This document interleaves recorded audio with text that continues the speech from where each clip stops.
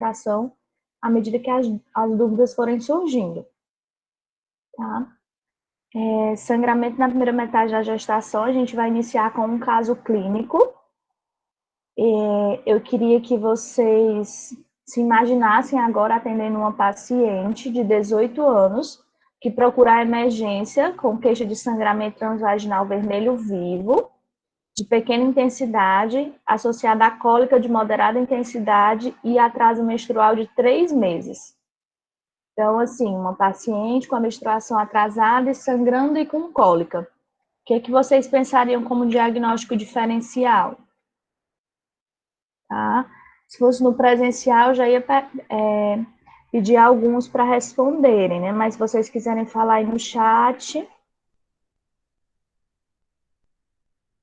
A Paula já colocou que ela pensa em aborto espontâneo. A gente, assim, nem sabe ainda se ela está grávida, né? Uma paciente que chega com só a queixa de atraso e menstruação atrasada. Aborto é uma boa opção, talvez o principal diagnóstico diferencial, mas vocês pensarem em mais alguma coisa?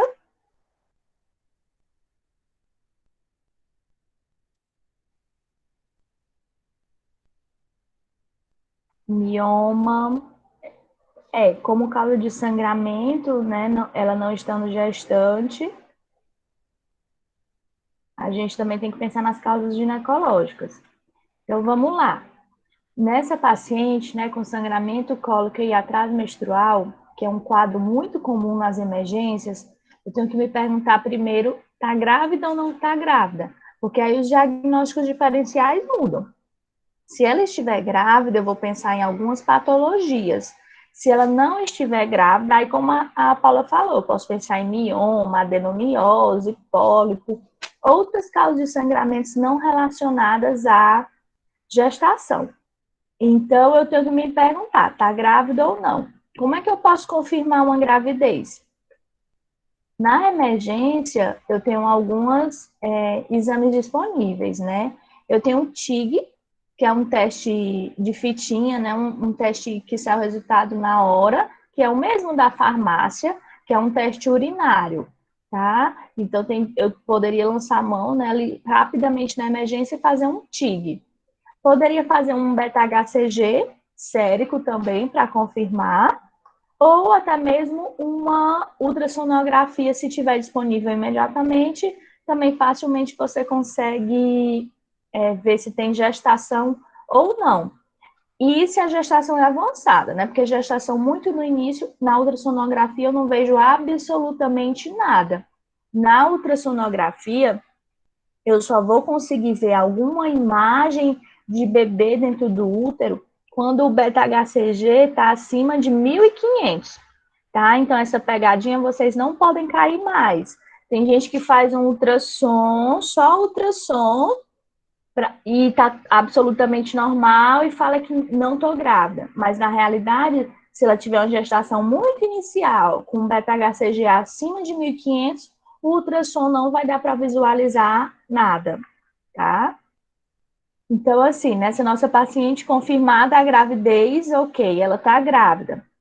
Então, eu tenho que pensar em 3 principais diagnósticos diferenciais que a gente vai trabalhar hoje.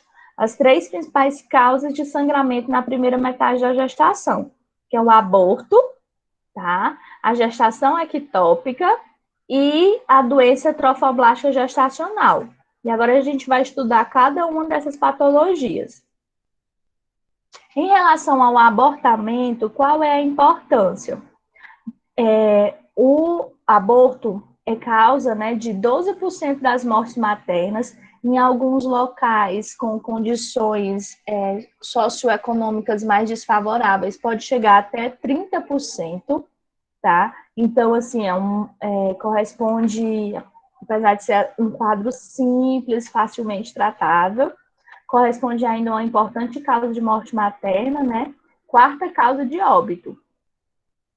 Então, o abortamento, o que é o conceito dele, né? Segundo a Organização Mundial da Saúde, é a expulsão ou a extração do concepto antes da 20ª ou 22ª semana de gestação, ou de um feto apresentando peso menor ou igual a 500 gramas. Então, esse é o conceito, tá? Segundo a Organização Mundial da Saúde.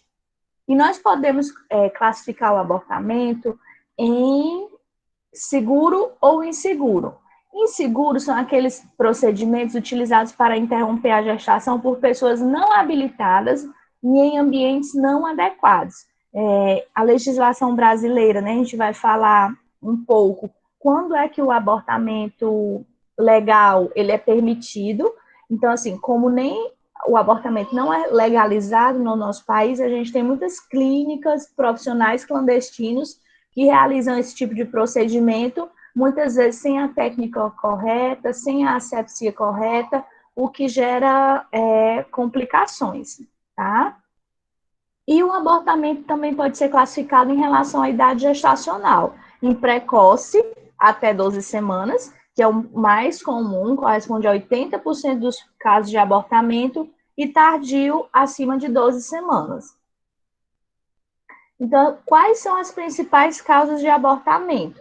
Quando vocês se depararem com essa situação, né, de atender uma paciente com abortamento, ou um familiar que vem lhe perguntar porque teve um abortamento, a principal queixa, às vezes, interrogação da paciente é por quê? Por que, doutora, aconteceu isso comigo? Por que eu perdi meu bebê? Por que eu abortei? Então, eu tenho que ter em mente, né, para conseguir responder as principais causas. A principal causa é anomalia cromossômica, tá? Que em alguns estudos, as anomalias cromossômicas correspondem a 80% dos casos de abortamento, principalmente as aneuploidias, como a trissomia do 16 e a monossomia do X. Ou seja, era um embrião que estava se desenvolvendo com alguma alteração incompatível com a vida, e aquele embrião não desenvolve e acaba evoluindo para abortamento. Eu posso ter também as alterações anatômicas no organismo da mulher, como a incompetência istmo-cervical, miomas, sinéquias e as malformações uterinas. Não sei se vocês já viram, mas existem alguns tipos de malformações no desenvolvimento do útero. Útero bicorno, útero de Delfo, útero septado. Então, essas anomalias estruturais no útero podem dificultar a implantação do embrião e causar abortamento. Em relação à incompetência istmo-cervical, o nome ele já não sugere o que acontece aqui. A região do istmo, né, que é a região final do útero, que liga ele com o colo do útero. Então, eu tenho o corpo do útero, o istmo e o colo. Quando eu tenho incompetência, é como se aquele istmo e aquele colo fossem frouxos, fossem incompetentes. Quando começa a desenvolver uma gestação, que começa a ter um peso, o colo do útero abre e perde aquela gestação, tá? Muitas vezes essa incompetência, às vezes ela é idiopática, né, já faz parte do organismo da paciente, ela nasceu com essa incompetência, ou algumas vezes é secundário a procedimentos no colo do útero. Por exemplo, uma paciente com uma lesão no colo do útero que faz uma conização, tira um pedaço do colo do útero. Ali pode danificar a estrutura do colo e deixar ele incompetente. Então, é uma causa também importante de aborto, principalmente de abortos mais, assim, tardios, após 12 semanas. Então, com 16, 18 semanas, que a gestação começa a tomar volume, o colo do útero não aguenta aquele peso, dilata e perde a gestação. Então, para vocês lembrarem, incompetência istmo-cervical não é causa daqueles abortos no comecinho, de 7, 8 semanas. Ela é abortos mais tardios. À medida que a gestação vai criando volume, o colo não sustenta e tem a perda da gestação. E também tem que lembrar que como isso é uma causa intrínseca dela, todas as gestações ela vai acontecer da mesma forma. Então, é uma causa, incompetência istmo-cervical é uma causa de abortamento de repetição. Então, aquela paciente sempre chega com 16, 18 semanas, perde a gestação, tá? Às vezes um pouco mais para frente, 20, 22, depende do grau da incompetência, mas causa abortamentos de repetição. E aí, professor, o que que a gente pode fazer para essa paciente conseguir ter uma gestação, conseguir levar uma gravidez até o termo? Aí tem procedimentos, por exemplo, a cerclagem, que eu dou um ponto no colo do útero. Então, ela engravida, quando ela está mais ou menos com 12 semanas, que eu vejo que o embrião é todo perfeitinho, eu vou lá e dou um ponto no colo do útero, faço uma cerclagem no colo do útero, para evitar que ele abra e ela perda aquela gestação, tá? Além das causas de anomalias cromossômicas, das alterações anatômicas, eu também tenho as causas endócrinas, como a insuficiência do corpo lúteo. Nas primeiras semanas de gestação, o que mantém a gravidez, o que produz, qual é o hormônio que mantém a gravidez? A progesterona. E essa progesterona, nas primeiras semanas, ela é decorrente do corpo lúteo, é o corpo lúteo que mantém a gestação. Então, algumas pacientes podem fazer um corpo lúteo insuficiente. Aí os níveis de progesterona diminuem e ela acaba abortando. Esse diagnóstico, ele não é fácil de documentar, tá? Por uma série de questões, assim, de dificuldade da dosagem da progesterona, do momento certo de dosar, de ter valores de referência padrões para gestação. Diabetes, tireoidopatias, tanto hipotireoidismo quanto hipertireoidismo, e a síndrome dos ovários micropolicísticos também está associada a uma taxa maior de abortamento, tá? Infecções, se eu tenho infecção intrauterina, também pode ser causa de abortamento. E as trombofilias. As trombofilias, assim como a incompetência istmo-cervical, ela é causa de abortamento de repetição, tá? Porque vai estar presente em todas as gestações. E, inclusive, é um dos critérios do diagnóstico de SAF, tá? Que é a principal trombofilia, assim, associada a aborto que a gente conhece. Então, essas causas de abortamento, vocês têm que estar em mente. Primeiro, porque eu tenho que fazer diagnósticos diferenciais para tentar evitar em uma outra gestação, e também porque esse vai ser um dos principais questionamentos da paciente, tá? Em relação ao abortamento, eu tenho algumas formas clínicas, como é que o quadro clínico se apresenta. Então, eu posso ter apenas uma ameaça de abortamento, eu posso ter um abortamento inevitável, um abortamento incompleto, um abortamento completo, um abortamento retido, um abortamento infectado e o abortamento de repetição. O abortamento de repetição, ele é caracterizado, tá? A maioria das literaturas em que a gente usa, acima de 3 abortamentos consecutivos. É que eu posso usar nomenclatura de abortamento de repetição. Alguns livros colocam a partir de 2. A partir de 2 consecutivos eu chamaria de repetição. Mas o consenso maior da Sociedade de Ginecologia é a partir de 3. Então, agora eu vou conversar com vocês cada uma dessas formas clínicas, tá? Porque isso é o que vocês vão ser mais cobrados de identificar e também em provas, né? Porque a conduta, o manejo vai depender de como ela está se apresentando naquele momento, tá? Vocês vão entender, assim, que essas formas clínicas, elas não são separadas. Na realidade, elas são um contínuo de um processo. Às vezes você pega uma paciente que está com ameaça, depois ela evolui com um abortamento incompleto, depois com abortamento incompleto. Então, assim, são fases clínicas no processo de abortamento. Tá? Em relação à ameaça de aborto, o que caracteriza apenas a ameaça? A paciente tem a cólica, né, que ela sente é discreta, o sangramento é de pequeno volume, não é aquele sangramento intenso, volumoso. O colo do útero, no exame físico, eu faço o exame de toque. O paciente chega gestante, está sangrando. Uma das minhas formas melhores de fazer esse diagnóstico diferencial é o exame de toque.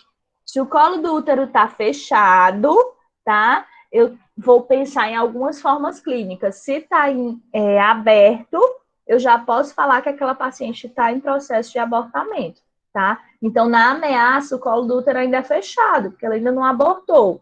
Não tem febre, e quando eu faço uma ultrassonografia, eu ainda tenho batimento cardíaco presente, eu ainda tenho um bebê viável, porque é só uma ameaça. Uma das causas de ameaça de abortamento, né, é quando o saquinho gestacional começa a descolar do útero. Então, tem uma área de escolamento, tá? E aí esse sangue se exterioriza e causa cólica, mas eu ainda tenho uma gestação viável, tá certo? Não obrigatoriamente essa gestação vai evoluir de fato para um aborto.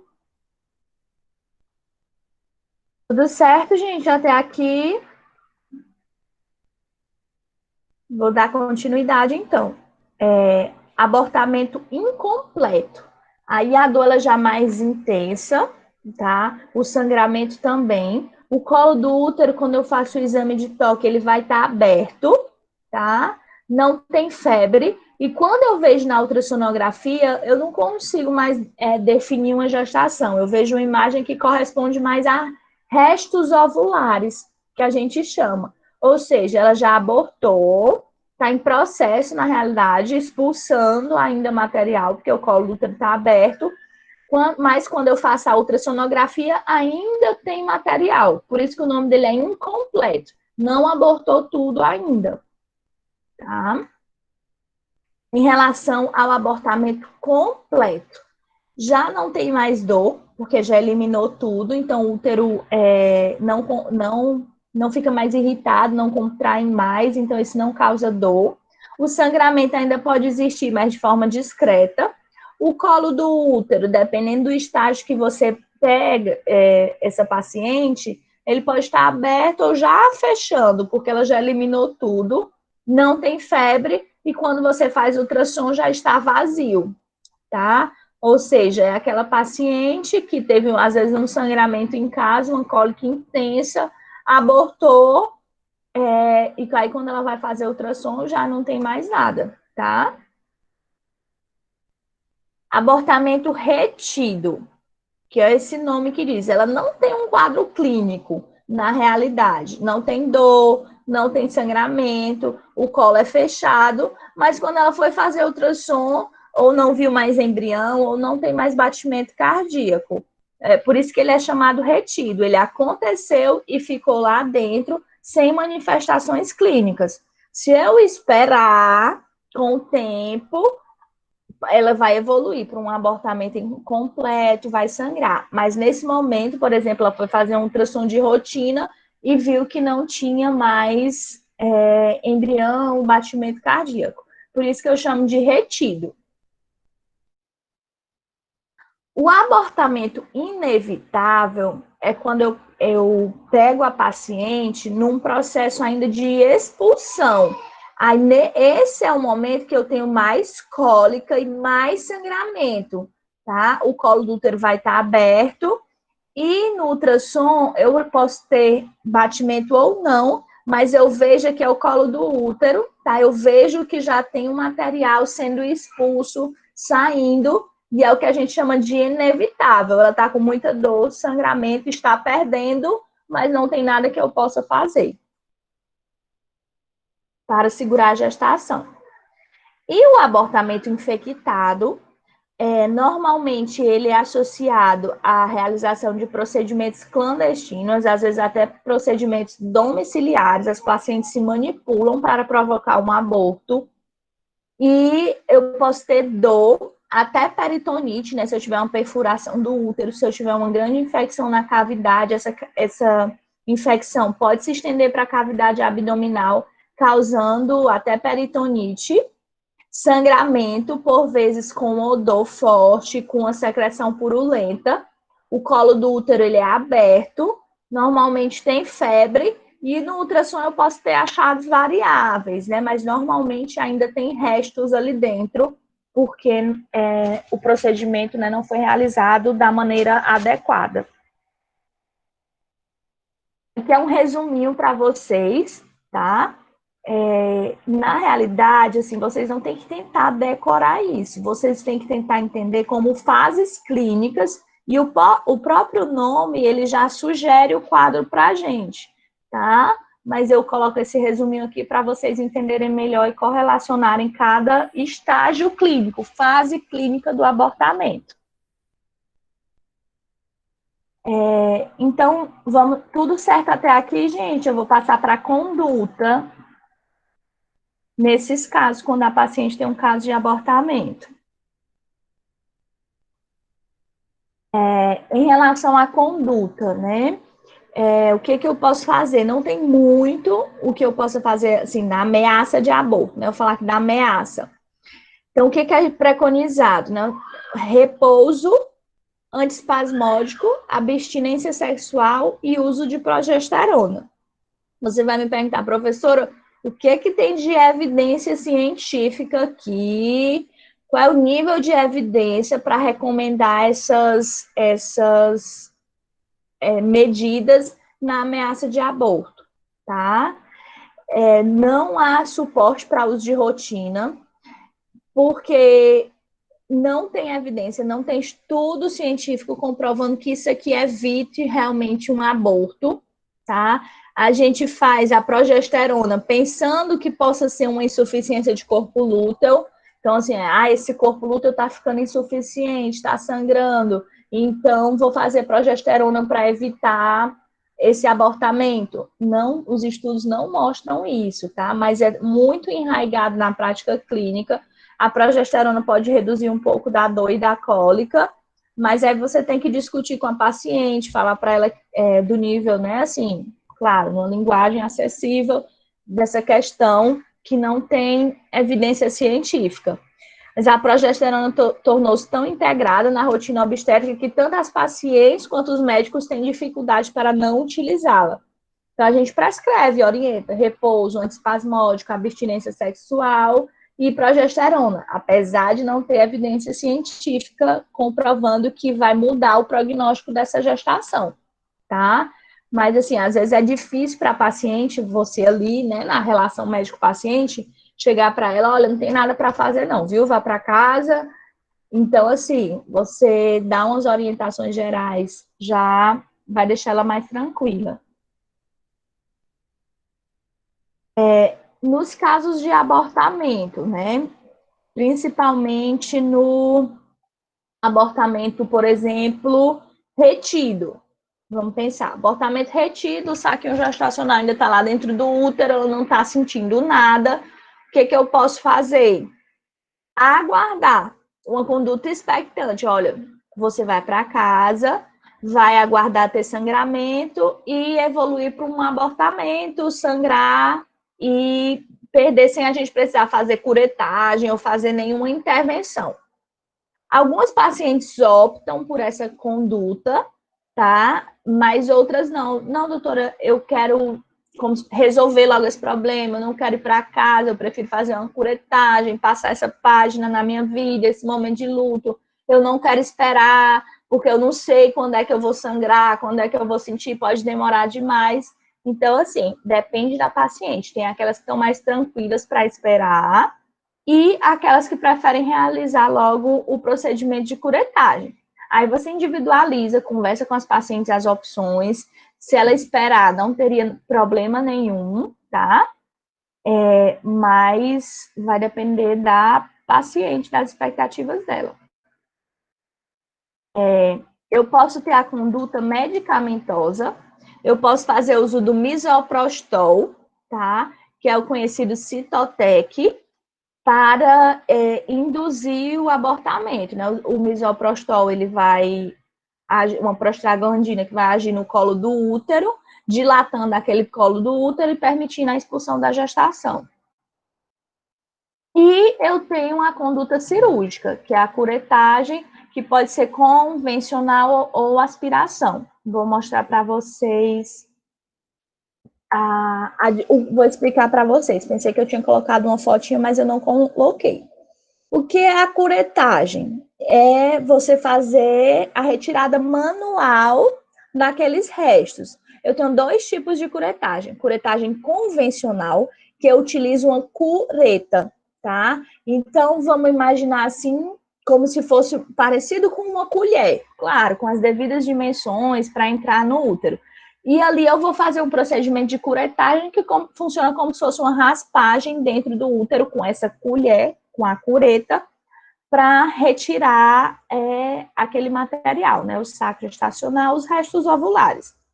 Ou eu posso fazer a mil, que é a aspiração manual intrauterina, que eu uso uma cânula que se conecta com um dispositivo de vácuo. Então, eu introduzo aquela cânula no útero, conecto ao dispositivo de vácuo e ali ele vai aspirar, sugar tudo que tem dentro do útero, tá? Atualmente, né, sempre que disponível, a gente prefere utilizar a mil por causar menos traumatismo no útero, menor risco de perfuração uterina do que a curetagem convencional, tá? Só lembrando uma coisa para vocês, assim, que às vezes vocês têm dificuldade de entender. Para fazer a curetagem, o meu colo do útero tem que estar aberto. Ou seja, num abortamento incompleto, vocês lembram do abortamento incompleto? Ela já sangrou, já está sentindo cólica, o colo do útero já abriu, mas lá dentro do útero ainda tem restos para ser retirado. Então, eu posso ir ali com uma cureta ou com uma cânula de amil e tirar os restos. Mas no abortamento retido, que ela tá com o colo do útero fechado, não está sentindo nada. Como é que eu vou passar uma cureta, uma cânula de amil naquele colo do útero fechado para remover os restos? Então, eu tenho que preparar esse colo do útero. Então, eu faço o misoprostol. Quando o colo do útero começa a abrir, começa a ficar preparada, ela começa a ter sangramento, aí eu vou lá e faço a curetagem. Ou seja, às vezes eu preciso mesclar essas duas técnicas, tá? A medicamentosa, o misoprostol, para preparar o colo do útero, abrir o colo do útero para uma curetagem. E em relação para vocês não esquecerem, todo caso de abortamento também tem que ter prevenção de isoimunização, tá? Não é só no parto. Então, aquela paciente que é RH negativa, ela vai ter que tomar imunoglobulina anti-D, que é conhecida como Rogan, para evitar que ela seja isoimunizada, tá? Então, nesses casos de sangramento, também não pode esquecer da prevenção de isoimunização. Não é só no parto, né, que ela pode ser isoimunizada. Em relação ao abortamento legal, quando é que o abortamento é previsto na legislação brasileira, tá? Quando eu tenho risco de vida para a gestante, ou seja, eu sei que se aquela gestação for para frente, as alterações fisiológicas da gestação podem piorar a doença de base dela e levar ela a um óbito, tá? Por exemplo, tem algumas cardiopatias, as pacientes com as cardiopatias graves, já com uma insuficiência cardíaca importante. Eu sei que a sobrecarga volêmica que ela tem na gestação e as outras alterações cardiológicas da gestação podem levar ela a um óbito. Aí eu estou autorizado legalmente a interromper a gestação. Mas o que eu preciso, professora, para interromper? Preciso fazer alguma documentação? Como é que funciona? Eu preciso de 2 laudos médicos, tá? De especialistas naquela doença, por exemplo, uma paciente com hipertensão pulmonar, um pneumologista vai ter que dar o laudo. Paciente com cardiopatia, o cardiologista vai dar um laudo atestando exatamente isso, que se aquela gestação evoluir, a paciente tem risco de vida, e aí você pode proceder ao abortamento legal. Em relação a casos de violência sexual, inclusive a gente teve até na mídia, né, recente, um caso. Então, quando a paciente é vítima de violência, e essa violência, né, gera uma gestação, também está previsto em lei, a paciente pode fazer o abortamento legal. E o que ela precisa também para fazer esse abortamento, tá? Normalmente no presencial, vocês interagem, tem algumas pessoas, professora, ela precisa fazer o boletim de ocorrência na delegacia. Ela precisa dar queixa do acusado. Nada disso, tá, gente? Ela não precisa apresentar boletim de ocorrência, tá? Não precisa de exame de corpo de delito, porque tem gente que diz, manda ela para o IML. Não, a paciente é só ela procurar o serviço de saúde, tá? Ela vai ser acolhida por uma equipe multiprofissional, multidisciplinar, que tem psicólogo, assistente social, médico, enfermeira, para acolher essa paciente. Além da parte da gestação, né? Se for desejo dela, vai ser interrompida. E também você fazer as outras questões, né? Investigação de infecção para ver se HIV, todas as infecções sexualmente transmissíveis, você vai rastrear, vai fazer o acompanhamento psicológico daquela paciente e vai respeitar o desejo dela e proceder ao abortamento, que também é previsto na legislação brasileira. Aí vocês podem se perguntar, né? E professora, eu sou a minha religião, eu tenho uma objeção de consciência, eu não concordo por um motivo pessoal e eu sou obrigada como médico, por estar na lei, eu sou obrigada como médica a realizar o procedimento, tá? Vocês aí, cada um tem sua opinião, normalmente a gente faz essa discussão presencial, mas assim, o médico pode alegar objeção de consciência, o médico não é obrigado a fazer, contanto que aquela paciente não esteja com risco de vida naquele momento e que ele indique, né, que tenha outro profissional que faça, tá? Então, normalmente, nas instituições já estruturadas, né, que toda instituição deveria ser, que atende a saúde da mulher, deveria ser estruturada para isso. Então, as instituições já têm uma equipe multidisciplinar para acolher a paciente e com profissionais que já façam esse procedimento, para evitar que, quando ela chegue, ela tenha que vivenciar situações de que, eu não faço, eu não concordo com isso. Então, assim, é um direito da paciente e, assim, tem que ser respeitado, tá? A opinião dela. Então, assim, o ideal é que as instituições já sejam estruturadas e já saibam lidar com esses casos e já tenham os profissionais selecionados que fazem isso, tá? Mas entendam, o profissional médico, né, não é obrigado a fazer, contanto que não tenha risco de vida ali naquele momento e indique outro profissional no serviço que faça. Professora, em caso da violência sexual, eu iria referenciar a paciente para onde? Pronto. Aqui no Ceará, como é que funciona? Eu tenho algo.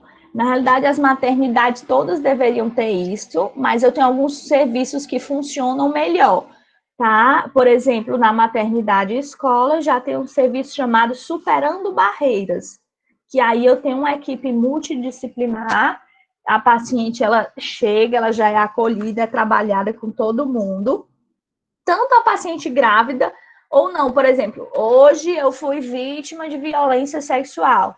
Mesmo estando grávida ou não, eu vou procurar o serviço. Lá eu vou fazer todas as profilaxias, né, recomendadas, profilaxia para HIV, vou rastrear as hepatites, vou fazer profilaxia para sífilis, para outras bactérias, vou fazer pílula do dia seguinte para evitar que eu engravide. Então, assim, o serviço da maternidade escola é um que vocês poderiam, sei lá, se na prática clínica de vocês se depararem com isso, tá num hospital clínico geral, chega uma paciente vítima de violência, poderia mandar para lá, que lá eles estão preparados para fazer aquele suporte. Tem depois um ambulatório para acompanhar essa paciente, a questão psicológica, tá? E se ela chega já gestante no serviço, ela também, né, tem a opção de fazer o abortamento, tá? No Gonzaguinha, acho que é Gonzaguinha, José Walter, da Messejana, tem algum serviço estruturado assim, tá? Eu, como minha formação foi na maternidade de escola, eu conheço mais como é que funciona lá, tá? Outra coisa, que também às vezes surge a dúvida. Digamos, professora, mas aí, daqui a 15 dias, um mês, descobriram que a paciente mentiu, que ela não tinha sido violentada e ela foi lá e fez o aborto. E aí, o médico que fez o aborto vai ser penalizado porque não foi vítima de violência sexual, ela mentiu? Não. Quem vai ser imputada civilmente, legalmente, é a paciente, que mentiu e fez um abortamento contra a lei, tá? Então, assim, a paciente não tem que ir na delegacia, não tem que comprovar nada, só o relato dela já é suficiente para realizar o procedimento, tá? E assim, o que a gente observa às vezes? Que a história clínica, né, da data que ela fala do ocorrido, tem que bater mais ou menos com a idade gestacional. Claro, não é exatamente dias e tudo, não. Mas às vezes chega com um mês de discordância. Aí você tem que conversar com a paciente e entender melhor o que foi que aconteceu. O terceiro caso, né, a terceira forma de abortamento previsto na legislação brasileira são os casos de anencefalia, tá? Professora. Oi. Bom dia, é o Luciano. Oi, Luciano, bom dia. No caso do abortamento legal, o médico tem que notificar?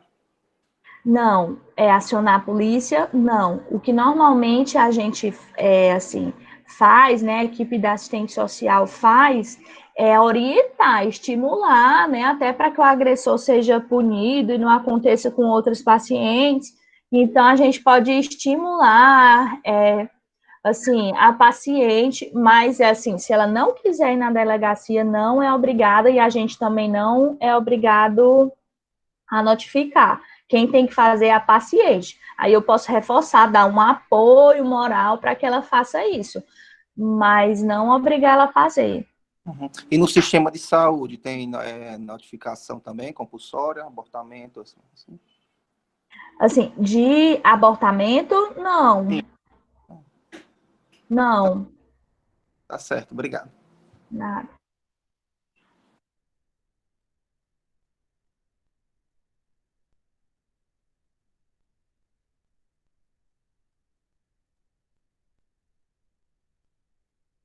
Anencefalia, né, na realidade pode ser um laudo só, assinado por 2 médicos, né, se eles fizeram um exame juntos, ou 2 laudos médicos com as fotinhas ultrassonográficas, né, confirmando que é anencefalia. Então, tendo esse laudo, ela vai no serviço de saúde e é realizado o abortamento, tá? Tirando esses casos, o restante tem que ser judicializado. Por exemplo, eu que trabalho com medicina fetal, né? Às vezes a gente pega um bebê, um feto, que eu já sei que tem uma alteração incompatível com a vida, que eu faço o cariótipo daquele neném, tem uma trissomia do 13, uma trissomia do 18, que eu sei que aquele bebê vive apenas horas, né, os dias, e é incompatível com a vida. Eu posso, né, dar um relatório médico, a paciente vai entrar na promotoria, né, vai recorrer judicialmente para ela ter uma autorização legal. Quando o juiz autoriza, aí eu posso proceder à interrupção, tá? Mas esses outros casos, né, risco de vida, violência, anencefalia, eu não preciso disso, tá bom? E os outros casos vai depender do julgamento, né, do critério do juiz, que às vezes tem um consultor médico que vai julgar, tá? Mas, assim, casos incompatíveis com a vida, eles podem até liberar o abortamento, tá? Diferente, por exemplo, de uma trissomia do 21, Down, que a gente sabe que não é incompatível com a vida, na legislação brasileira não é permitido, tá? Ok, sobre abortamento, mais alguma dúvida? A gente vai pular agora para a segunda causa. Professora, Oi. bom dia, André. Oi, Professora, André. então, se eu estiver num posto de saúde, certo, e vier um paciente que vem com violência sexual, eu só faço encaminhamento para um hospital da maternidade, um que eu sei que pode fazer o aborto médico, né? Isso, para ela ir para uma atenção especializada, né? Passar pelo atendimento do ginecologista para realizar o procedimento. É só você encaminhar ela, tá? Igual Orientar. você faria, eu vou dar o laudo ou só pode ser um obstetra ou ginecologista? Que Como vai assim o laudo? Porque tu não disse que precisa de 2 pareceres de médico, né? Para poder fazer o Nesse abortamento? caso, no caso de risco de vida? Não, de anencefalia. Não, se você for ultrassonografista e você fez o exame da paciente, quem vai dar o laudo é o ultrassonografista, que viu a anencefalia, Certo. entendeu? Então, ela Uhum. precisa juntar 2 laudos médicos confirmando a anencefalia. E no laudo tem que ter as fotinhas confirmando também, Tá bom, obrigado. tá? Mas, assim, eu cito a maternidade escola, mas também pode encaminhar para as outras maternidades, né? César Calles, Gonzaguinhas. Quando é, por exemplo, risco de vida materno, não adianta, né? Normalmente ela tem alguma comorbidade grave, aí tem que encaminhar para as maternidades de alta complexidade, as maternidades terciárias, que são maternidade escola, César Calles e HGF. Tá bom, obrigado. Nada. Em relação a... Professor, Oi, é o Luciano de novo. claro, Só, Luciano. só voltando um pouquinho na conduta expectante. Certo. Esperar até quando? Qual o tempo que o médico tem que esperar? Pois é, eu posso esperar até um mês, entendeu? E aí, só que eu tenho que orientar a paciente o quê? Para ela ter vigilância para sinais de infecção. Então, eu tenho que orientar se você tiver febre, se a secreção tiver com um odor, se você estiver sentindo dor, você volta, tá? Eu posso orientar ela isso. Mas eu posso esperar até um mês. Só que a paciente tem que entender, assim, quando eu proponho a conduta expectante para elas, que eu não sei o tempo, se vai ser amanhã, se vai ser daqui a uma semana, 2 semanas. Se com o passar de um mês é garantido que ela tenha feito, que ela tenha abortado mesmo, pode ser que ela espere um mês e ainda assim precise fazer a curetagem depois disso. E também pode acontecer dela começar a sangrar tudo e o organismo não eliminar tudo e ainda assim precisar fazer a curetagem, tá? Ela tem que entender que a conduta expectante é uma opção para ver se ela evolui com abortamento completo, se ela elimina tudo. Mas não é garantido de quando que vai ser e se vai dar certo, né, ela eliminar tudo. Tá Tá certo. bom? Tá, obrigado.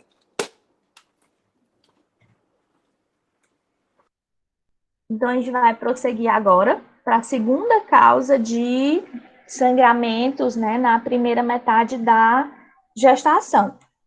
Então, aquela paciente lá no início, lembra que a gente estava atendendo uma paciente, a gente começou com um caso clínico, paciente com sangramento discreto, com dor abdominal, e fez um atraso menstrual, né, e fez um beta-HCG positivo. Será que eu poderia estar diante de uma gestação que não se implantou adequadamente dentro do útero, tá?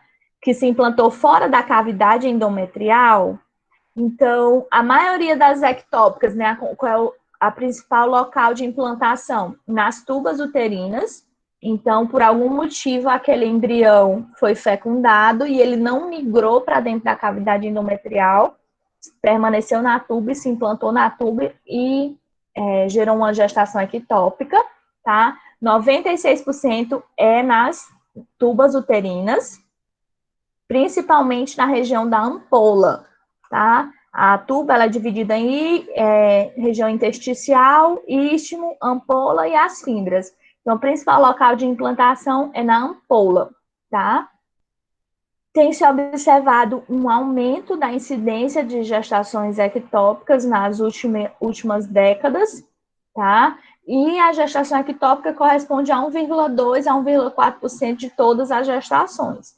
Então, gestação ectópica não é infrequente. Você, mesmo sendo generalista, tem que estar com esse diagnóstico na sua cabeça o tempo inteiro, porque tem gente que ainda come bola, deixa passar, às vezes a paciente chega chocada, sangrando, devido a uma gestação ectópica. Muitas vezes as pacientes procuram um hospital geral, chega no hospital geral com dor abdominal é avaliada pelo cirurgião, às vezes já tem peritonite, né? Ele vai abrir, achando que pode ser um apendicite ou alguma outra coisa, e quando abre, é uma gestação ectópica, tá? Então, mulher em idade fértil, com quadro de abdômen agudo, tem que ter como diagnóstico diferencial gestação ectópica. E é uma coisa simples, né? Que você faz o diagnóstico com um TIG, né? O exame da fitinha ou um beta-HCG. Professora, bom Oi, dia. bom dia. Esse aumento da incidência nas últimas décadas se deve a realmente isso que a senhora falou, as mulheres estarem fazendo a gestação cada vez mais tarde? Não, na realidade, o que tem acontecido? Eu tenho tido mais casos de DIP, doença inflamatória pélvica, né, que altera a estrutura das fímbrias não, dos cílios da tuba, né, porque a tuba ela tem que estar bem íntegra, anatomicamente perfeitinha, para ter essa migração do embrião para a cavidade endometrial. Então, eu tenho tido aumento nos fatores de risco que podem causar isso. Eu tenho tido mais cesáreas, então eu tenho muita ectópica em cicatriz de cesárea, eu posso ter também, tem se observado um aumento da incidência, tá? Porque muitas mulheres cesariadas aí no mundo, né, com cesárea sem indicação, tem, além das complicações que a gente viu ontem, né, que muitas cesáreas pode dar acretismo placentário, placenta prévia, também pode dar ectópica em cicatriz de cesárea, tá? Fertilização in vitro também pode acontecer, ter uma chance maior de ectópica. Então, as doenças estruturais que afetam a endometriose, a trompa, tem se observado um aumento na incidência dos fatores de risco e, consequentemente, né, da incidência da ectópica. Certo? Voltando ao diagnóstico, né, da gestação ectópica, eu tenho os achados clínicos, eu correlaciono com o beta-HCG e com a ultrassonografia. Se eu já tenho um beta-HCG acima de 1.500, ou seja, já era para eu ver gestação dentro do útero. Estou olhando acima de 1.500, não tem nada dentro do útero, eu vou olhar na região anexial e tem lá na trompa uma massa, na região anexial, que corresponde à gestação ectópica. Às vezes o diagnóstico é clínico, né, com beta-HCG e ultrassonografia, às vezes é só na abordagem cirúrgica. Chega uma paciente chocada com abdômen agudo, você não sabe o diagnóstico ainda, coloca essa paciente na sala, coloca a paciente na mesa e quando abre, vê que é uma ectópica, tá? Então, a abordagem cirúrgica, ela pode ser tanto diagnóstica quanto terapêutica. Então, aqui os fatores de risco, né, como eu estava falando, pode ter tido uma ectópica prévia, se ele já se implantou na trompa, aquela trompa já é distorcida anatomicamente, eu tenho chance de uma nova implantação na trompa. Cirurgias pélvicas, uso de DIU, tá? Cuidado com a pegadinha do DIU. O DIU, ele causa um aumento relativo na incidência de gestação ectópica, não na incidência global. Ou seja, naquelas pacientes que têm falha do método, falha do DIU, tá? Que é menos de 1%, nessas pacientes tem maior risco de ser uma ectópica. Fertilização in vitro, doença inflamatória pélvica e laqueadura tubária também. Quando tem uma falha do método da laqueadura, essa tem uma chance maior da implantação acontecer na trompa, porque aquela trompa está anatomicamente alterada. Gestação ectópica, eu tenho dois tipos. Eu posso ter gestação ectópica íntegra ou rota. O que seria isso? Quando está na trompa o saquinho e não rompeu a trompa ainda, ou seja, ela ainda está restrita à trompa e não tem sangramento muito. Então, a minha conduta vai ser diferente. Diferente de uma ectópica rota, ela já rompeu, já está rompeu a trompa e está sangrando para a cavidade abdominal. Aí a conduta é diferente, tá? Então, eu tenho duas situações clínicas que eu tenho que fazer esse diagnóstico diferencial. que íntegra e rota, que o caso clínico ajuda. Na íntegra, né, eu não vou ter uma dor abdominal tão intensa, eu não vou ter peritonite, eu não vou ter sinais de hipovolemia, e na ultrassonografia eu não vou ver líquido livre na cavidade abdominal.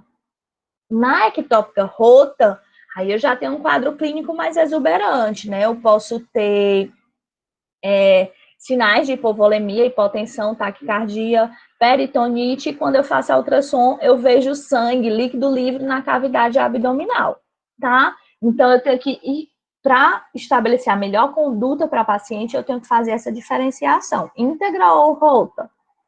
Se ela estiver íntegra, eu posso ter uma conduta só expectante. Vou explicar cada uma. Posso ter uma conduta medicamentosa, que a medicação utilizada é o metotrexato, ou uma conduta cirúrgica. Professora, quando é que eu tenho uma conduta expectante? Vai depender do nível do beta-HCG. Algumas gestações na trompa, elas evoluem para aborto tubário, ou seja, eu não preciso fazer nada, a trompinha vai expelir, é tão pequenininho que vai ser reabsorvido pelo organismo. Quando é que eu sei que eu posso tratar como conduta expectante? Pelo valor do beta-HCG, tá? Eu acompanho o valor do beta-HCG, o beta-HCG está só diminuindo, eu tenho um valor de beta-HCG bem baixinho, de 200, eu posso só acompanhar essa paciente até se a beta-HCG negativar e evoluir para um aborto tubário. Eu posso ter a conduta medicamentosa, ou seja, o beta não rompeu ainda, mas o beta continua aumentando, ou a massa do ultrassom é grande, então aí eu posso, como a paciente está estável, eu posso dar uma medicação para interromper o turnover celular, para interromper a proliferação daquela gestação, para parar o desenvolvimento do trofoblasto e evitar que ela rompe. Qual é a medicação que faz isso? Metotrexate. Metotrexate é um antagonista do ácido fólico, então, assim, ele é um quimioterápico, tá? Mas na ectópica íntegra, ele é usado numa dose menor do que para a quimioterapia, exatamente só para impedir nessa proliferação, que essa proliferação do trofoblasto continue. Mas eu tenho que ter algumas condições para que eu possa usar a conduta medicamentosa, tá? Quais são essas condições, professora? O beta ele não pode estar tão alto. Se já um beta paciente com 15 mil, 20 mil, provavelmente aquela gestação já está muito evoluída para o metotrexate conseguir dar conta. Então, eu tenho que ter um beta abaixo de 5 mil. Claro, a paciente não pode estar rota, né? Tem que ter estabilidade hemodinâmica. Na ultrassonografia, não pode ter batimento cardíaco fetal. Então, eu faço a ultrassom e eu vejo lá na trompa um embriãozinho bem desenvolvido com batimento e tudo. Provavelmente é uma gravidez muito avançada para o metotrexato conseguir resolver, tá? E outra, a paciente tem que ter possibilidade de acompanhamento. Ou seja, não é aquela paciente que eu faço o metotrexate e ela volta lá para o interior dela, a 500 quilômetros de Fortaleza. Por quê? Porque eu tenho que continuar dosando o beta-HCG até ele caindo, e eu atestar o sucesso do tratamento, tá? Porque às vezes o metotrexate não tem 100% de sucesso. Às vezes eu faço uma dose e o beta-HCG continua subindo, precisa fazer outra dose. Ou às vezes nem só o metotrexate dá conta, vai precisar da cirurgia. Então, assim, eu não posso perder essa paciente de vista. Fiz a medicação, mas tenho que manter o acompanhamento ambulatorial dela, pelo menos uma vez por semana, tá dosando o beta-HCG, tá? E nas ectópicas íntegras, que já chegam com um beta-HCG muito grande, que a massa lá na trompa já é muito grande, que tem embrião com batimento cardíaco, eu vou precisar fazer a cirurgia, né, que é a retirada dessa gestação das trompas. Tem aí duas vias cirúrgicas, né, a via laparotômica e a via laparoscópica. Na ectópica íntegra, na realidade, em todas, a preferência é a via laparoscópica, quando tem prontamente disponível no serviço. Você não pode atrasar o tratamento esperando alguém que faça laparoscopia. Ah, não, daqui a 2 dias vem o fulano, o cirurgião, que aí ele faz a laparoscopia. Não, tá? A laparoscopia é melhor, tem uma recuperação melhor, mas, assim, tem que estar prontamente disponível para ser realizada, tá? Quando não for possível, quando, às vezes, o serviço não tem um material de vídeo, né? Aí é o jeito de fazer a laparotomia, que é a cirurgia aberta para retirada da gestação. Professora, Oi. quem faz a cirurgia? É o cirurgião geral ou o ginecologista obstetra? Se ela já tiver o diagnóstico que é uma ectópica íntegra, normalmente quem faz é o gineco, tá?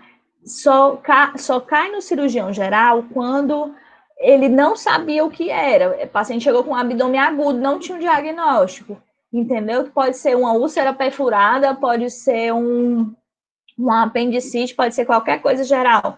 Aí ele entra. Mas quando a paciente chega com beta positivo, inclusive se é uma ectópica íntegra e ela está lá no hospital geral ainda, eles transferem para a maternidade para ela ser resolvida na maternidade. Tá? Pelo gineco. Em relação à ectópica rota, aí muda totalmente, né? Já rompeu e ela tá sangrando para a cavidade abdominal. Então, eu não posso ter uma conduta expectante, nem uma conduta medicamentosa. A minha conduta tem que ser uma resolução imediata, que aí pode ser cirúrgica. Se tiver laparoscopia disponível, pode ser feita. O que não pode, gente, é atrasar o tratamento aguardando a laparoscopia, tá? Então, assim, na ectópica rota, a conduta vai ser cirúrgica.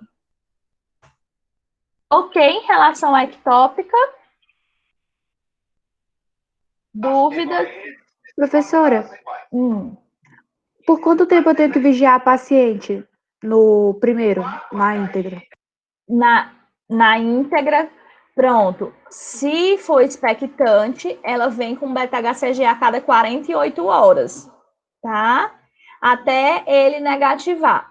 Se for, às vezes você individualiza, às vezes você vai espaçando. A paciente um beta de 1000, ela vem com 48 horas, já tá 500, já tá bem baixinho, 200. Você pode ir diminuindo, espaçando mais os retornos dela, tá? Quando você já tem certeza que aquela gestação está evoluindo para um aborto tubário. No metotrex... Oi. A conduta expectante, ela só é feita junto com a medicamentosa, né? Não dá para fazer expectante sozinha. Dá para você não fazer nada, entendeu? Tem uma paciente, por exemplo, chegou para mim já com um beta-HCG de 200, entendeu? Assim, o beta-HCG dela chegou a ser 1000, mas quando ela chegou no serviço já era 200, já estava em processo de resolução espontânea, tá? Então, assim, eu posso não fazer nada, ser totalmente expectante. O que vai determinar, principalmente, o valor do beta-HCG, tá? E a facilidade de acesso que a paciente tem ao serviço de saúde. Se ela não puder garantir um segmento, que ela vai voltar, que se ela sentir alguma dor, algum sangramento, alguma coisa, ela vai ter acesso imediato ao serviço de saúde. Aí, nesses casos, por uma questão social, né, de dificuldade de acesso, você opta por operar a paciente. Em relação à conduta medicamentosa, né, como é o acompanhamento. Você faz no dia 1, né, o dia que ela tomou o metotrexate, você faz o beta-HCG, que tem que estar abaixo de 5.000. É um critério para fazer metotrexate, tá? Vocês podem ver, dependendo da referência, esse cutoff é diferente. Tem locais que colocam abaixo de 10.000, mas aí quanto maior o beta, menor a taxa de sucesso do metotrexate. Mais difícil é ela conseguir resolver só com a medicação. Mas como é que funciona? A paciente tomou o metotrexate no dia 1, fez o beta-HCG naquele dia, tomou o metotrexate. No D4, no dia 4, ela volta para repetir o beta-HCG. Depois ela volta no dia 7, com uma semana. A gente coloca no prontuário da paciente D1, beta tanto, D4, beta tanto, D7, o beta tanto.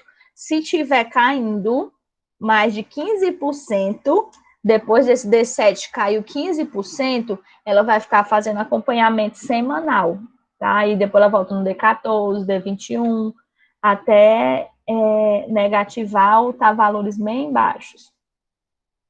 Ok?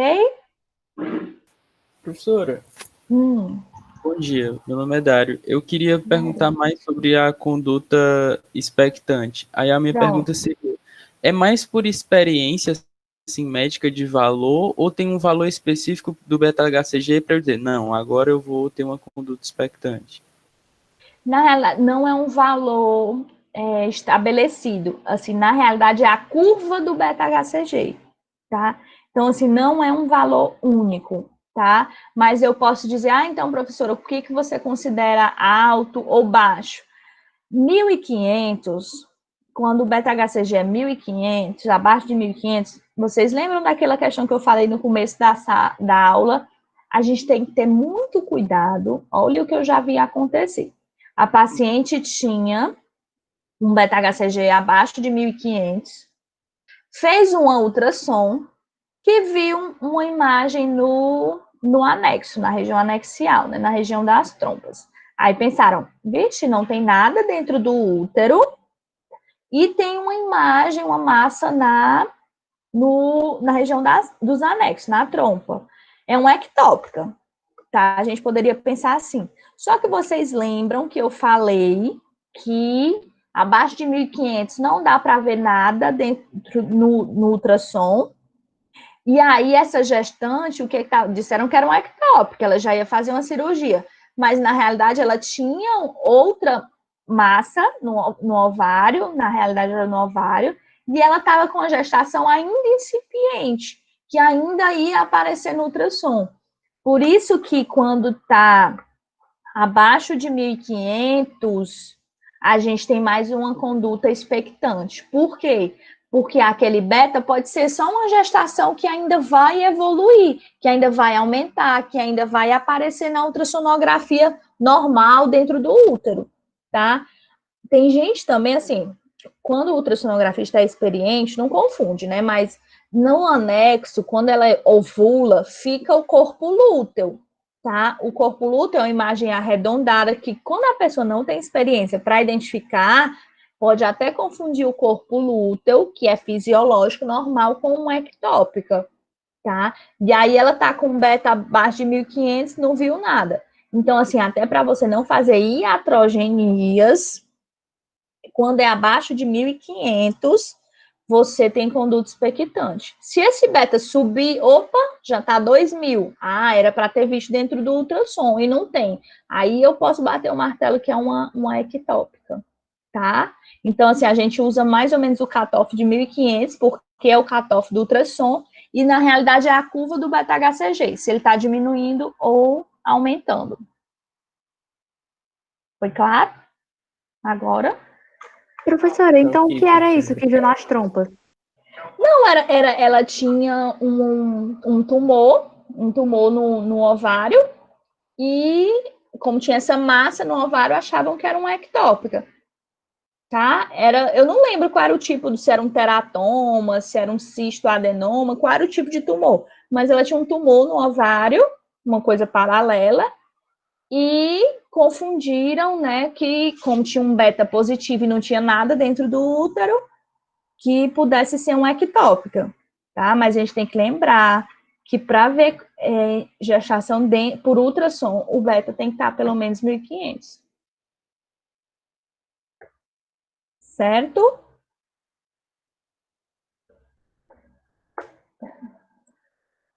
A parte de mola é mais tranquilo, né? Assim, mas eu acho que é o que vocês menos tiveram contato, porque é uma coisa mais específica do gineco mesmo, que é a doença trofoblástica gestacional. Ela é uma neoplasia, tá?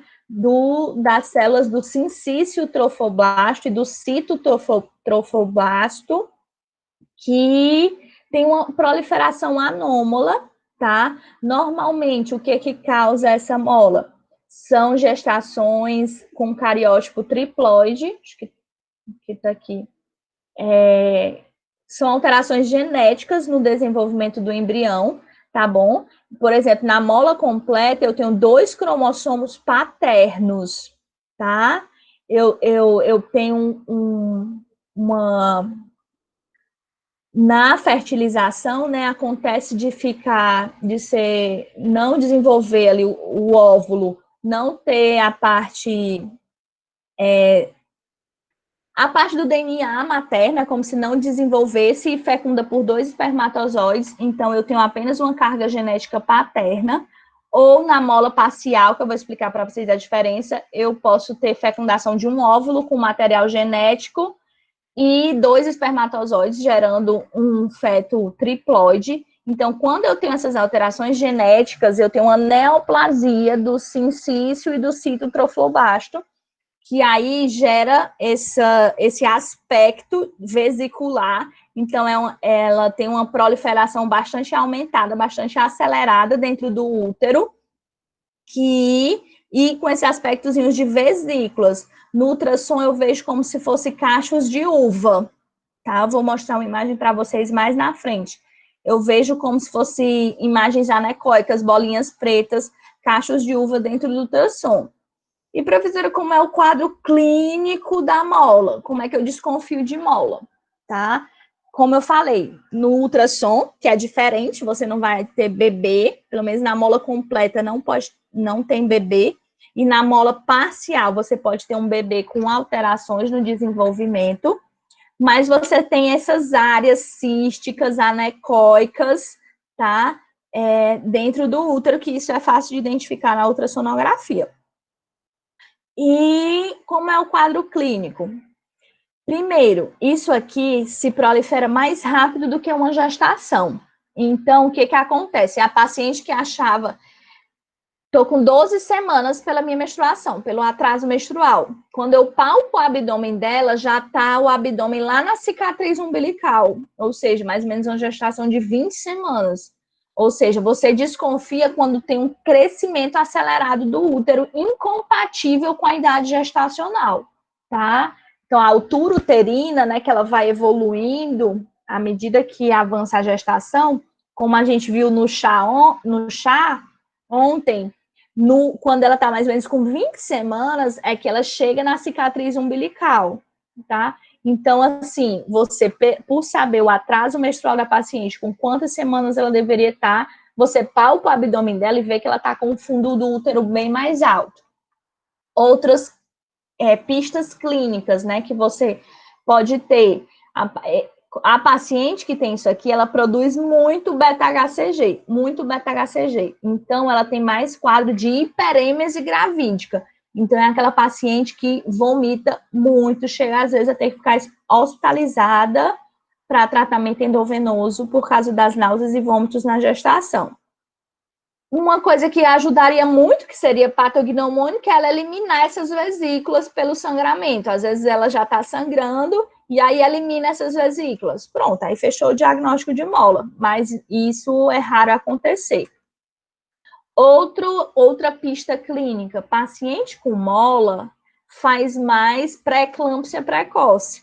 Vocês vão ver na aula de síndromes hipertensivas que o diagnóstico de pré-eclâmpsia normalmente é após 20 semanas, tá? Na mola, como tem esse tecido troflobasto muito exuberante, acima da idade gestacional esperada, eu posso ter pré-eclâmpsia mais precoce. Então, é uma paciente, às vezes, que faz pré-eclâmpsia com 17, 18 semanas, tá? Dentro da doença trofobástica gestacional, eu tenho as molas benignas e as molas malignas, tá? Dentro das benignas, eu tenho as molas hidatiformes, completa e parcial. O que vai diferenciar se ela é completa ou parcial é a alteração genética. Eu tenho a mola invasora, quando eu tive mutações ali naquela proliferação que causam descontrole no ciclo celular e aquele tecido passa a desenvolver de forma descoordenada e invadir o útero, e dar metástase à distância. Eu posso ter o corocarcinoma, o tumor trofoblasto de sítio placentário. O que vai diferenciar isso daqui, professora? O histopatológico, tá?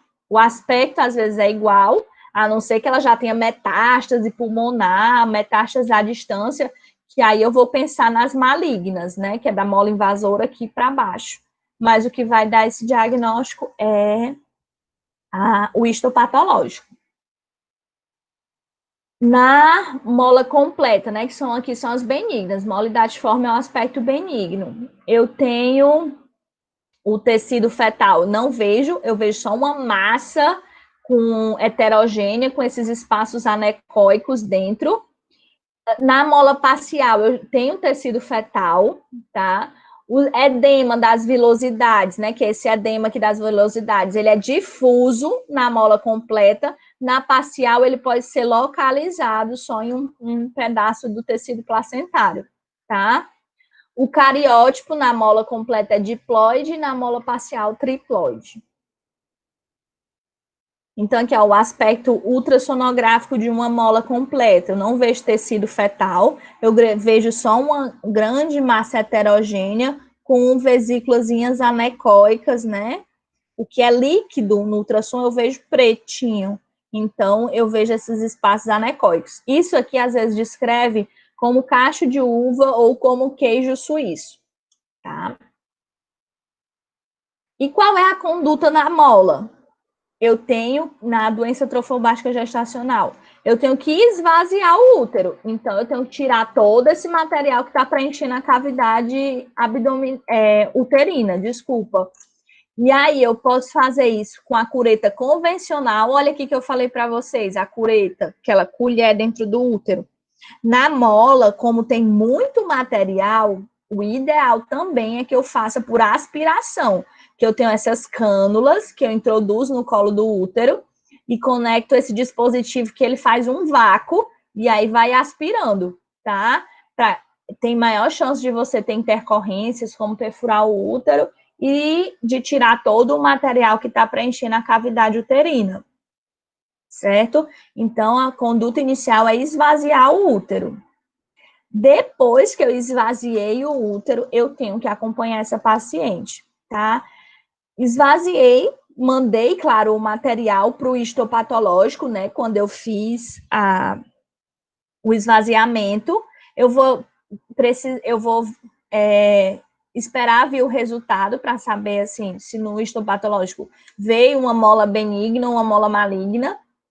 Mesmo assim, eu tenho que acompanhar esse paciente. Mesmo que no histopatológico venha uma coisa benigna, venha uma mola hidatiforme, eu tenho que acompanhar, fazer o segmento pós-molar, tá?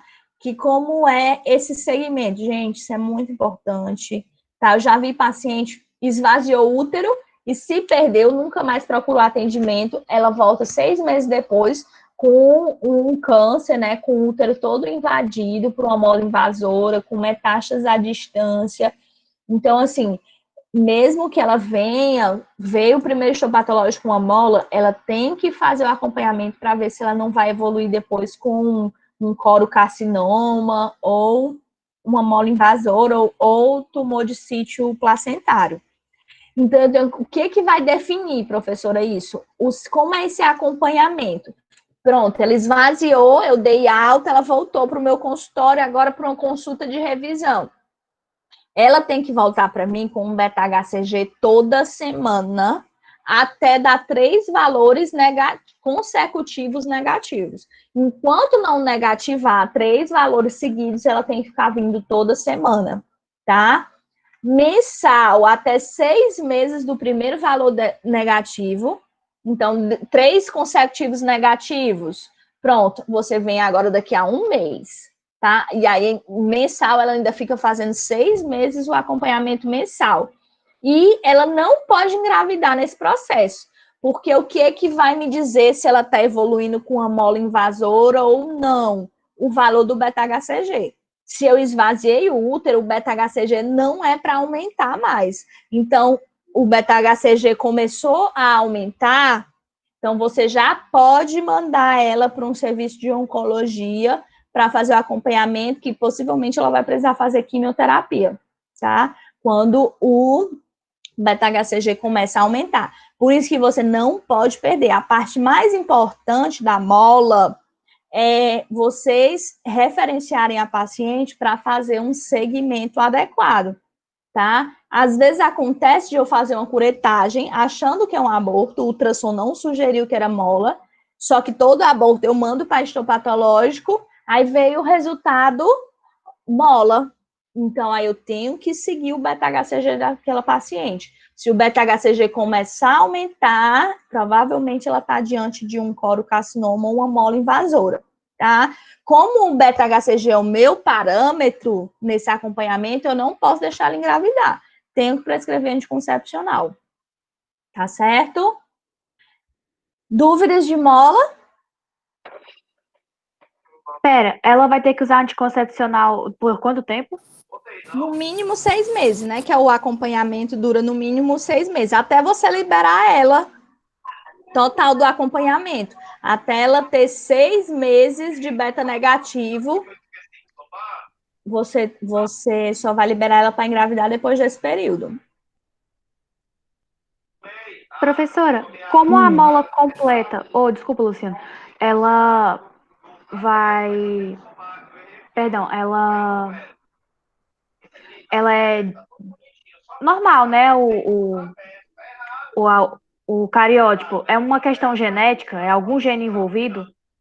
É uma questão de ter só genes paternos. Ah, entendi. Entendeu? Então, se um parente meu teve mola, eu tenho mais chance de ter? Não. Tá? Mas quem já, história pessoal, quem já teve mola tem mais chance de ter outra mola. Tá? Ok, obrigada. Professora, Professora, fala primeiro você. a senhora falou que o beta dá muito alto, né, o resultado. Que Isso. valores pode chegar assim? Tem um ponto de Na corte? realidade, Logo no início, assim, para... Na realidade, ele fica acima do ponto de corte do laboratório. Normalmente, a gente pega o resultado de uma mola, assim, maior ou igual a 250 mil, que é o máximo que o laboratório consegue medir. detectar, né? Isso, aí, normalmente, a mola dá valores de beta, assim, bem desproporcionais, bem altos. Então, ele aparece como o cutoff do laboratório, né? Maior ou igual a 250 mil. Você não sabe o quão maior é, mas para cima disso que já é muito alto. Assim, uns valores bem absurdos, né? Assim, Isso. não aparece em gravidez normal. Normal, Né? isso. Ah, tá certo. Obrigado. Nada. Professora, a minha pergunta é o seguinte. A gente viu um caso de esterectomia ali. Sim. Aqui, né, que o útero tá fora já. Sim. Sim. Oi. Sim, pode dizer. Pode dizer, professor. Você vai dizer. Você quer saber quando que está indicada a esterectomia? Isso. Pronto. Não é nos casos, normalmente é nos casos de sangramento, tá? Um sangramento não controlado. Quando a paciente já tem a sua prole definida, tá? Mas, assim, o tratamento de primeira linha para a mola, primeiro você vai esvaziar o útero, né, por uma curetagem, e se vier uma mola invasora ou um corocarcinoma, a primeira linha de tratamento é quimioterapia, tá? Não é a esterectomia, não. Esterectomia fica reservado naqueles casos de invasão que você tem um sangramento que não consegue controlar, tá? Mas a primeira linha do tratamento é quimioterapia. Certo? E eu já peguei um caso de uma paciente desse jeito que eu tô te falando. Ela tinha uma mola invasora, não com sangramento intenso, sangramento aumentado, não controlou, mesmo com esvaziamento uterino, e acabou indo para uma esterectomia. certo? Vocês vão ver, assim, mola, vocês pegarem um capítulo de mola em um livro, ele é enorme, tem muitos aspectos, cada mola dessa, assim, tem suas peculiaridades em relação ao tratamento, tá? A quimioterapia, o acompanhamento oncológico, como que você define se ela está evoluindo pelo beta-HCG, se ela está evoluindo ou não por uma forma invasiva. Mas, assim, para a graduação, esse não é o objetivo de vocês, tá?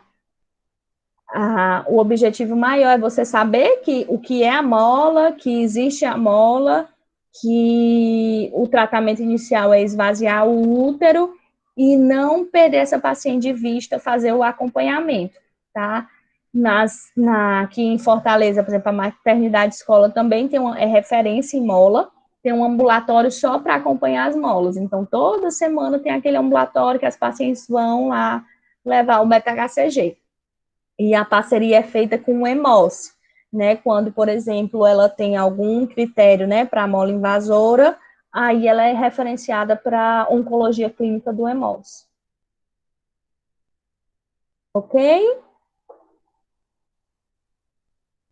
Então, assim, só para a gente fechar esse tema, voltando lá, eu acho que foi, vou abrir aqui o chat, acho que foi a Paula que tinha falado que era um quadro de abortamento, né? Uma paciente de 18 anos procurou a emergência com queixa de sangramento vermelho vivo, só que de pequena intensidade associada à cólica, tá? Então, o que pode ser esse quadro clínico? Os diagnósticos diferenciais. O que me ajuda muito nos quadros de sangramento é o exame físico. Então, a mulher com essa história aqui pode ser mola, pode ser ectópica e pode ser aborto. Apesar do aborto ser mais comum, pode ser esses 3 diagnósticos diferencial. Clinicamente, o que vai me ajudar a tirar essas dúvidas? O exame físico. Então, imagine essa mesma paciente aqui, tá? Que ela vem com um exame físico desse jeito, ausência de instabilidade hemodinâmica, o abdômen flácido, doloroso, só a palpação profunda, sem irritação peritoneal e o colo do útero fechado. Eu penso em quê? Imagine uma paciente, chegou só com sangramento, fez um beta positivo, sangramento era discreto, a dor discreta, e eu examinei, tá dessa forma.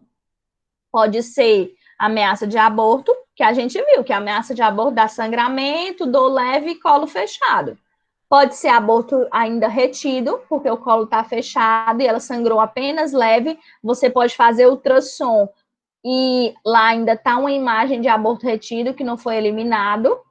Pode ser uma ectópica e pode ser uma mola, tá? O que vai me ajudar a diferenciar esses pela história clínica, pelo exame físico, e agora, como é que eu vou resolver esse dilema? A ultrassonografia, tá?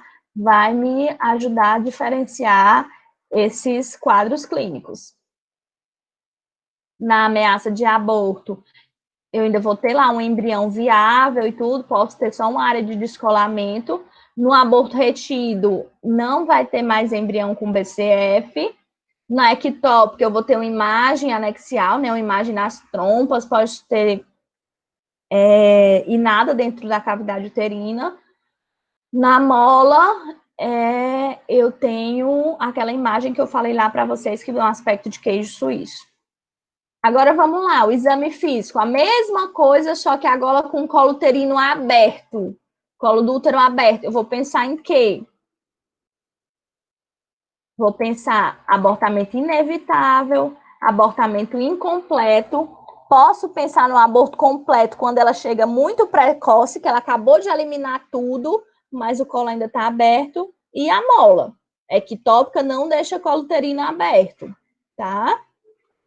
E também, se ela tiver outros sinais, né, de febre ou dor, posso também pensar em abortamento infectado. O que vai diferenciar tudo isso? A ultrassonografia.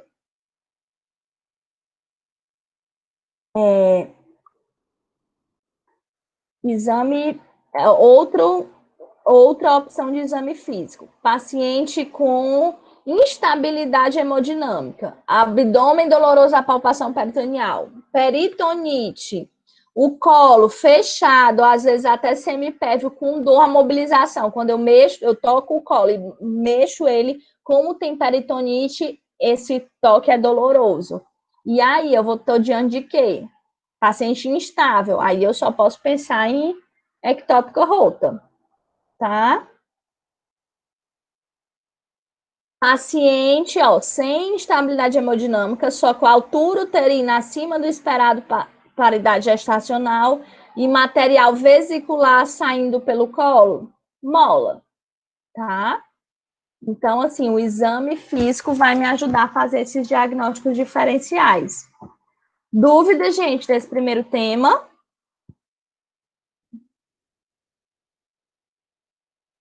Ok?